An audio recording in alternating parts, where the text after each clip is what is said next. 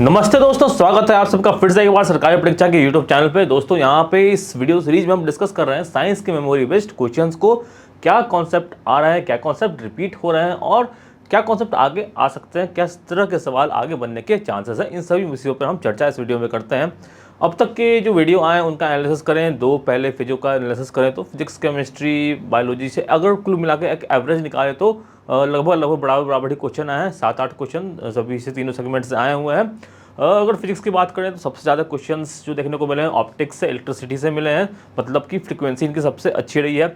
Chemistry की बात करें तो पीरियोडिक टेबल की फ्रीक्वेंसी सबसे अच्छी रही है। हर शिफ्ट में 102 सवाल पीरियोडिक टेबल के, 1-2 सवाल एसिड बेस या केमिकल रिएक्शन के देखने को मिले ही हैं। और अगर हम बात करें बायोलॉजी की तो रिप्रोडक्शन का चैप्टर इंपॉर्टेंट रहा है, साथ ही साथ प्लांट की जो टिश्यूज़ होते हैं जाइलम और फोलम, ये टॉपिक्स इंपॉर्टेंट रहे हैं। हर शिफ्ट में यहाँ से सवाल आते रहे हैं। तो इस वीडियो में मैं क्या कर रहा हूँ, बस इन्हीं चीज़ों को थोड़ा डिस्कस कर रहा हूँ कि 8 सितंबर का जो दिन था उस दिन किस तरह के जो सवाल आए थे। 7 सितंबर के दिन एग्ज़ाम नहीं हुआ था क्योंकि ओणम के कारण जो है एग्ज़ाम को स्थगित करने की बात की गई थी। तो अब 8 सितंबर क्या क्या सवाल आए हैं उनका हम थोड़ा सा एनालिसिस करेंगे बहुत ही ब्रीफ में। और जो भी इंपॉर्टेंट कॉन्सेप्ट्स हैं हमने पिछले के शिफ्ट में काफ़ी डिटेल में भी बताए हुए हैं, तो आप उन वीडियोस को जरूर देखें, लास्ट तक देखें। जो भी इंपॉर्टेंट कॉन्सेप्ट्स है उसको आप समझने की कोशिश करें। साथ ही साथ हमने वहाँ भी वो भी डिस्कस किया हुआ है कि आगे और किस तरह के सवाल बनने के चांसेस हैं। तो इन वीडियोज़ को आप जरूर फॉलो करें। ये जो पूरी प्लेलिस्ट है उसकी लिंक आपको मिल जाएगी डिस्क्रिप्शन में। ओके, तो स्टार्ट करते हैं 8 सितंबर के शिफ्ट के सवालों को। तो स्टार्टिंग में जो सवाल आए, पहले न्यूमेरिकल्स आए, इस कॉन्वेक्स लेंस पे, उत्तल लेंस पे न्यूमेरिकल्स आए हुए हैं। न्यूमेरिकल्स किस तरह के आते हैं दोस्तों, आपको दे दिया जाता है इसका फोकल लेंथ, फोकल दूरी दे दी जाती है, इमेज डिस्टेंस या ऑब्जेक्ट डिस्टेंस में से कोई एक दे दिया जाता है, और जो है जो नहीं दिया हुआ उसको निकालने के लिए बोला जाता है। तो तीनों में से कोई दो वैल्यू देके आपको तीसरी वैल्यू निकालने के लिए बोला जा सकता है। इसके अलावा साथ ही साथ आपको आवर्धन निकालने के लिए भी बोला जा सकता है। तो इस सूत्र का, लेंस में इस सूत्र का इस्तेमाल कर देंगे। लेंस में मिरर का, मिरर में लेंस का सूत्र का इस्तेमाल, इस तरह की गलतियां बच्चे करते हैं तो इनको अवॉइड करना है। साथ ही साथ इन सवालों को हल करते समय हम चिन्ह परिपाटी का भी ध्यान रखेंगे। चिन्ह परिपाटी मतलब ऊपर पॉजिटिव, नीचे नेगेटिव, इस साइड पॉजिटिव और इस side negative, left side negative. तो चिन्ह परिपाटी का प्रयोग करेंगे। साथ ही साथ हम इन चीज़ों का देखेंगे कि चिन्ह परिपाटी के हिसाब से इसकी फोकल दूरी क्या बन रही है, इमेज की डिस्टेंस, ऑब्जेक्ट की डिस्टेंस क्या बन रही है, और अकॉर्डिंगली हम जो प्रॉब्लम है उसको सॉल्व करेंगे। इस प्रॉब्लम को सॉल्व करके एग्जाम्पल्स भी आपको बताए गए हैं पिछले वीडियोज़ में, तो आप उन्हें जरूर देखें। तो ये दो फॉर्मूले इंपॉर्टेंट हैं, आपको याद रखने ही रखने हैं। लेंस का सूत्र होता है 1/f=1/v - 1/u, आवर्धन को होता है u/v। इनका प्रयोग करते समय चिन्ह परिपाटी का ध्यान रखेंगे। अगर बात करें कॉन्वेक्स लेंस की तो इसमें किस तरह से प्रकाश की किरणें जो अब परावर्तन होता है वो देख लेते हैं। तो इसमें एक होता है ऑप्टिकल सेंटर, ठीक है, जिसका तो फोकस होता है f2 और f1। तो f2 और O और f2 के बीच की दूरी को ही कहते हैं क्या, इसका फोकल लेंथ कहते हैं। चिन्ह परिपाटी अगर आप देखो तो फोकल लेंथ कहते हैं। चिन्ह परिपाटी अगर आप देखो तो क्या पाओगे कि इस साइड जो है वो क्या आ रहा है, सारा कुछ पॉजिटिव आ रहा है। तो इसका जो फोकल लेंथ होता है पॉजिटिव होता है, इसका पावर भी क्या होगा, हमेशा पॉजिटिव होगा। बात करें अगर हम उत्तल लेंस की, कॉन्वेक्स लेंस की। अवतल लेंस की बात करेंगे तो सारी चीज़ें उल्टी हो जाएंगी। और अगर बात करें कि इसका जो ऑप्टिकल सेंटर है वहाँ से प्रकाश पास करता है तो क्या पड़ता है, वो सीधा कट जाता है। यहाँ पे कोई किसी प्रकार का अपरिवर्तन, यहाँ पे मतलब किसी प्रकार की बेंडिंग लाइट की यहाँ पे नहीं देखने को मिलती है।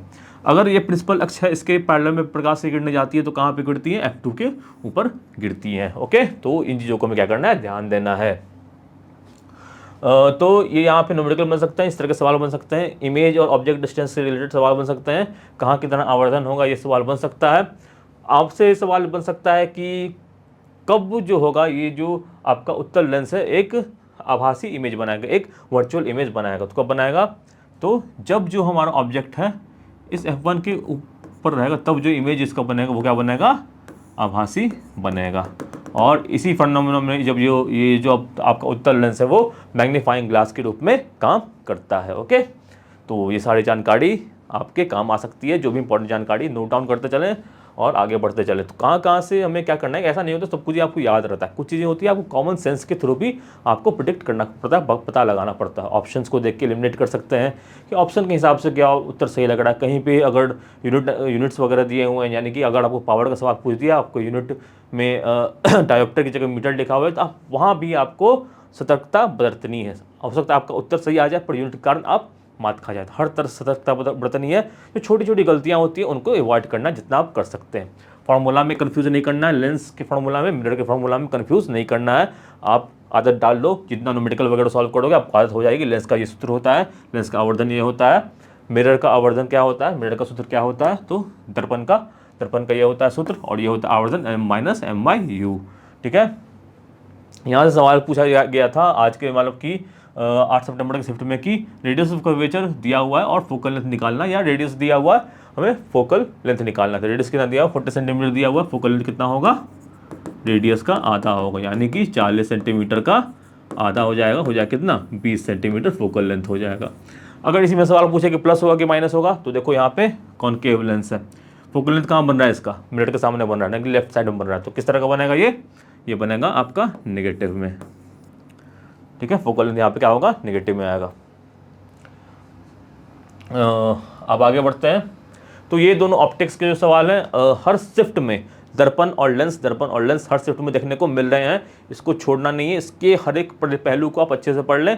जो यहाँ पे आप स्कोरिंग कर सकते हैं वहाँ पे हमें क्यों बचना है, इस बचने का कोई मतलब ही नहीं बनता है। तो आपको क्या करना, पूरा स्कोर ऑप्टिक्स के सेक्शन से करना है, क्योंकि हर बार आ रहा है। और जो कंपटीशन क्या होता है कि हर बच्चे, जितने भी बच्चे हैं, जितने भी एस्पिरेंट्स हैं, वो सब ऑप्टिक्स का सवाल लगा रहे होंगे, ऑप्टिक्स को अच्छे से पढ़ रहे होंगे। तो बहुत ही कम चांसेस है कि बच्चे आने वाले शिफ्ट में ऑप्टिक्स क्वेश्चन में गलती करेंगे। तो आपको भी यहाँ पे गलती करने से बचना है, ऑप्टिक्स के सवालों को अच्छे से पढ़ लें। जो भी कॉन्सेप्ट यहाँ पे बताया जा रहा है उनको आप आत्मसात करते हुए, और जो न्यूमेरिकल्स हो तो अधिक से अधिक न्यूमेरिकल को आप प्रैक्टिस कर सकते हैं। आप आरआरबी ग्रुप डी के मॉक लगा सकते हैं, वहाँ पर आपको न्यूमेरिकल्स भी मिलेंगे। तो प्रैक्टिस मॉक लगाने से आपको क्या होगा, आपकी गलतियाँ होने की मेन एग्जाम में चांसेस जो होते हैं वो कम हो जाती हैं। तो अधिक से अधिक प्रैक्टिस करें, अधिक से अधिक मॉक आप लगाते हुए चलें। फेज़ 3 तो स्टार्ट हो चुका है, और फेज़ 3 में अभी तक की अगर बात करें तो बहुत ज़्यादा अंतर फेज़ 2 और 1 से उतना देखने को मिला नहीं है। टॉपिक्स जो हैं वो आते हैं पहले ही वाले टॉपिक्स से, नए टॉपिक्स बहुत अधिक नहीं पूछे गए। एक जो नया थोड़ा सा क्वेश्चन पूछा गया, बट वही पूरा नया क्वेश्चन नहीं है। ये क्वेश्चन पूछा गया कि अंतरिक्ष यात्रियों को आकाश कैसा दिखता है, ब्लैक दिखता है, काला दिखता है, ऐसा क्यों होता है। तो इसका कारण क्या होता है दोस्तों, इसका कारण होता है scattering of light. Scattering of light के कारण क्या होता है, हमें आसमान जो है वो नीला दिखता है। अब स्कैटरिंग होता क्या है दोस्तों, तो देखो ये छोटे छोटे कण मौजूद होते हैं ना हवा में, जो धूल के कण हो गए, हवा के जो कुछ मॉलिक्यूल्स हो गए, तो ये सब क्या करते हैं, ये सब प्रकाश की लाइट जो आ रही है उसको छितरा देने का काम करते हैं। यानी यहाँ से लाइट आ रहा है, उसको थोड़ा सा छितरा दिया, उसको क्या किया, थोड़ा सा छितरा दिया। तो जो सूर्य की प्रकाश जो आती है वो क्या होती है, पूरी तरह से जो वायलेट जो ब्लू कलर होती है, इसकी वेवलेंथ कम होती है, ब्लू की वेवलेंथ कम होती है। तो ब्लू कलर जो होता है पूरा आसमान में छितरा जाता है मतलब, और हमको क्या लगता है कि हाँ आसमान तो है वो नीला है। ठीक है, बट अंतरिक्ष यात्रियों को क्या होता है, वहाँ तो हवा है नहीं, ना धूलकण ना कुछ है। तो स्कैटरिंग यानी कि प्रकीर्णन की जो प्रक्रिया है वो अंतरिक्ष में नहीं होती है। अब प्रकीर्णन हो ही नहीं रहा है तो आकाश कैसा दिखेगा, आकाश दिखेगा काला, यानी कि कोई भी लाइट जो है वो स्कैटर नहीं हो रहा है।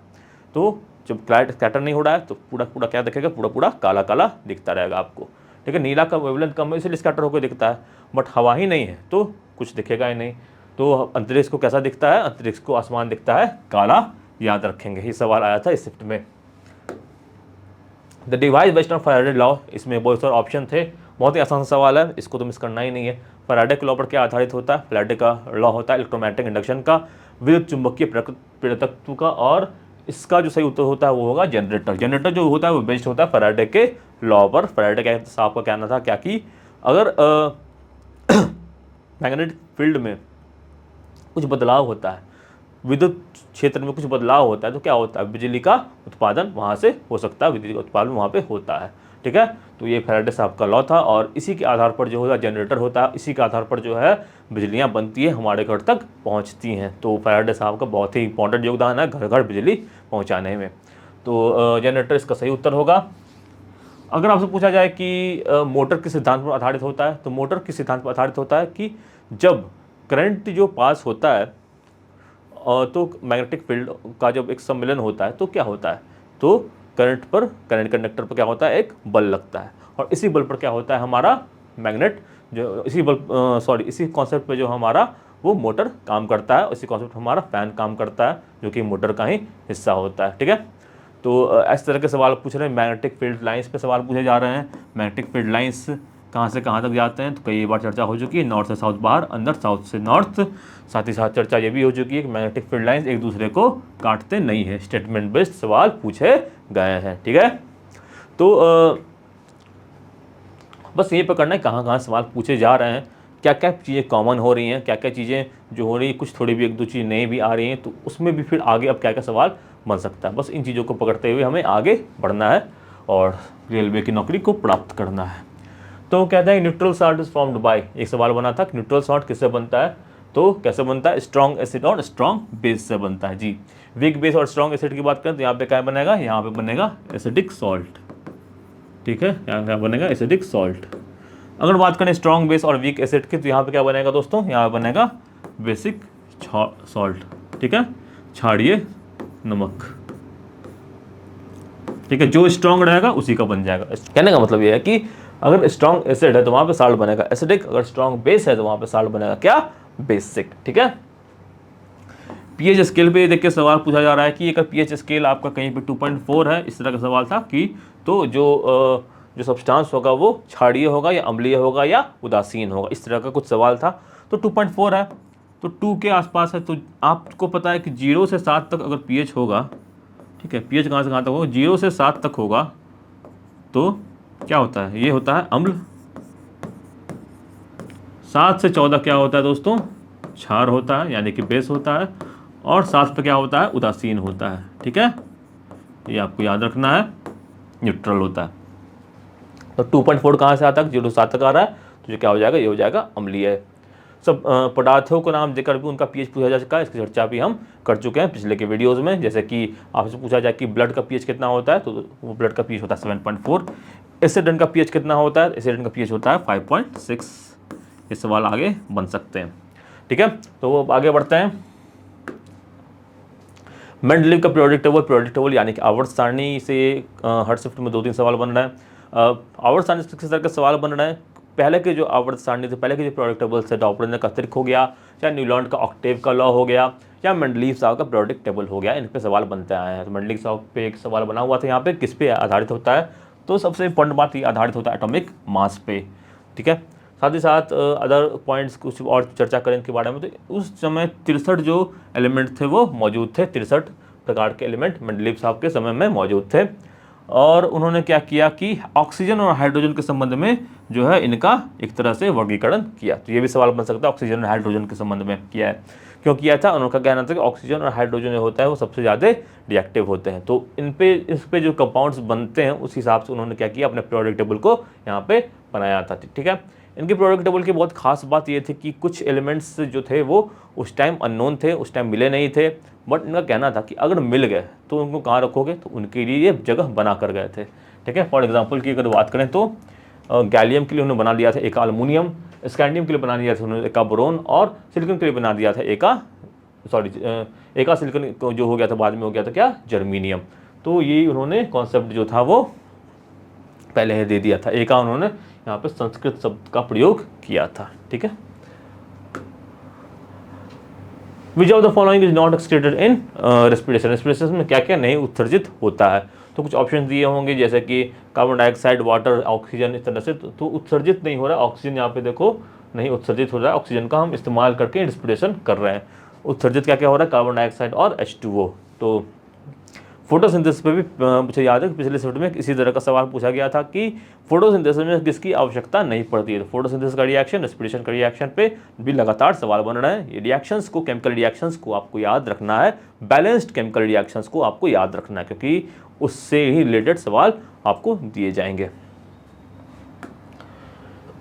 एक सवाल पूछ रहा है कि इनमें से कौन सा ऑर्गन है वो एक्सक्रीशन के लिए इस्तेमाल नहीं होता है। तो कुछ एग्जाम्पल दिए होंगे, कुछ जो एक एलिमेंट होगा वो किसी और सिस्टम का आपको यहाँ पे दिया होगा। तो एक्सक्रीशन के लिए इस्तेमाल क्या क्या हो रहा है, आप देख रहे हो किडनी हो रहा है, यूरेटर हो रहा है, यूरेथ्रा हो रहा है, ब्लैडर हो रहा है।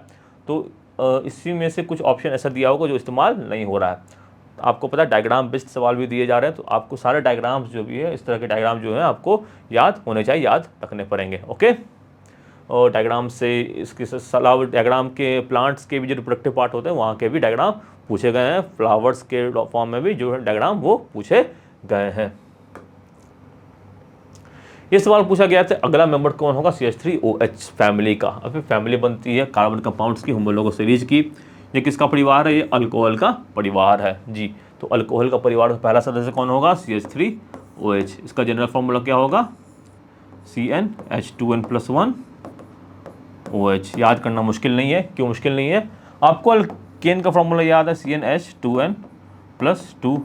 इसमें से हमने क्या किया, एक हाइड्रोजन को घटा दिया और उसके जगह एक OH को ले आए। एक हाइड्रोजन को घटा के एक OH को ले आए, तो ये क्या हो जाएगा 2n+2 था पहले, तो ये क्या हो जाएगा 2n+1 हो जाएगा। 2 की जगह 1 कर देंगे और एक OH को यहाँ पे ऐड कर देंगे।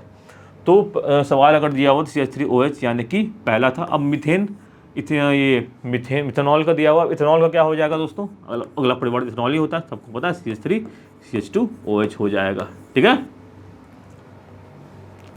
तो ये इस तरह के सवाल हैं वो बनते आ रहे हैं, बनते रहेंगे। आपको अल्कोहल के अलावा आपके अगले शिफ्ट में कार्बोक्सिलिक एसिड के बारे में इस तरह के सवाल बन सकते हैं। अल्डिहाइड कीटोन के बारे में भी इस तरह के सवाल बन सकते हैं। ओके,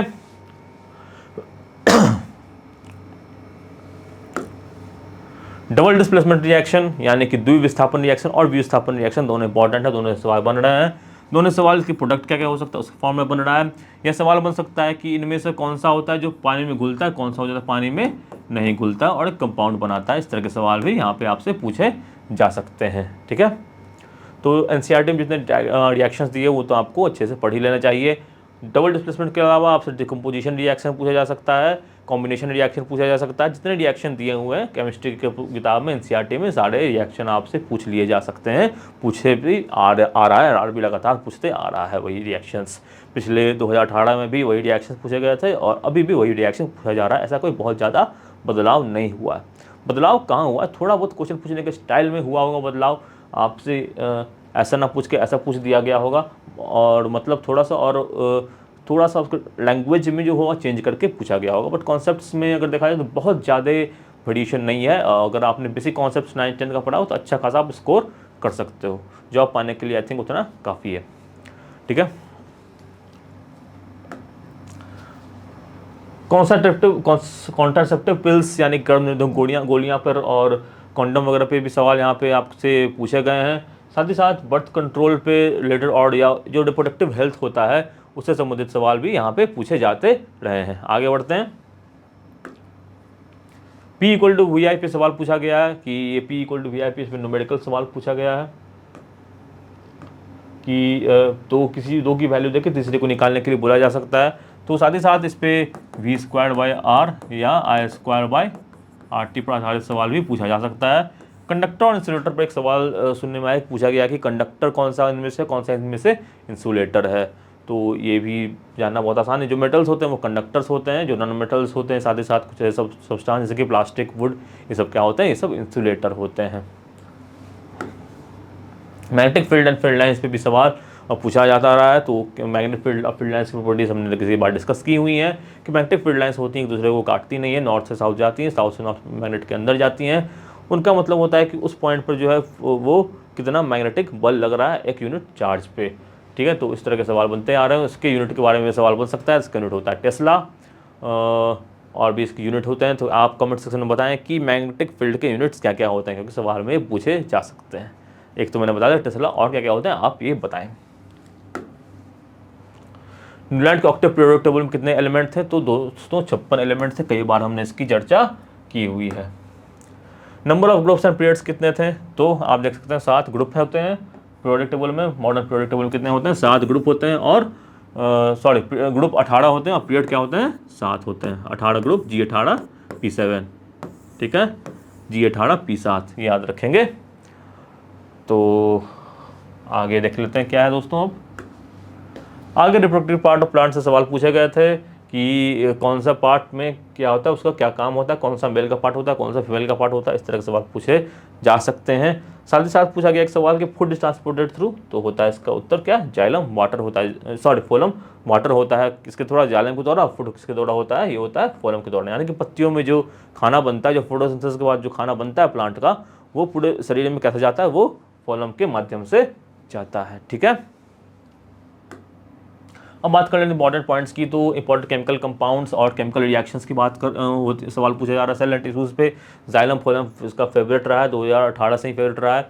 इवोल्यूशन पे सवाल अभी कम है बट पूछे जा सकते हैं आगे। प्लांट पे release of waste etcetera hormones, plant hormones, ये सब सवाल इंपॉर्टेंट है, आ सकते हैं। ऑप्टिक्स तो छोड़ना ही नहीं है, मैग्नेट छोड़ना ही नहीं है, रेजिस्टेंस छोड़ना ही नहीं है, प्रोडक्टेबल छोड़ना ही नहीं है। ऑर्गेनिक केमिस्ट्री से भी एक सवाल बन ही रहा है हर शिफ्ट में। ऑक्सीडेशन रिएक्शन से फिलहाल अभी थोड़ा कम आ गया है बट पूछा जा सकता है आगे भी। केमिकल रिएक्शन एनसीईआरटी बेस्ड मैंने जिसका चर्चा की हुई है। ह्यूमन बॉडी सिस्टम पे सवाल बन सकता है, और रिप्रोडक्शन एंड रिप्रोडक्टिव हेल्थ पे एक दो सवाल हर शिफ्ट में देखने को मिल रहा है। रिप्रोडक्शन का मतलब यहाँ पे प्लांट रिप्रोडक्शन, एनिमल रिप्रोडक्शन दोनों हो सकता है, ठीक है। तो ये थे 8 सितंबर के शिफ्ट के कुछ इंपॉर्टेंट सवाल, और क्या क्या सवाल बन सकते हैं उसकी भी चर्चा हमने यहाँ पे की है।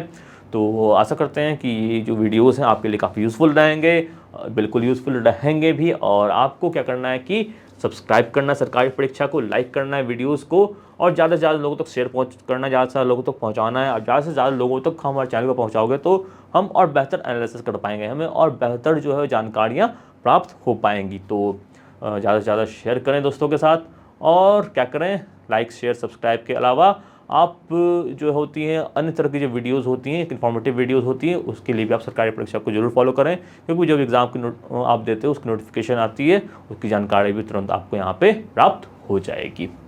तो अच्छी से तैयारी करिए, पढ़ते रहिए, स्वस्थ रहिए, सुरक्षित रहिए, अपना ख्याल रखिए। ऑल द बेस्ट एंड जय हिंद।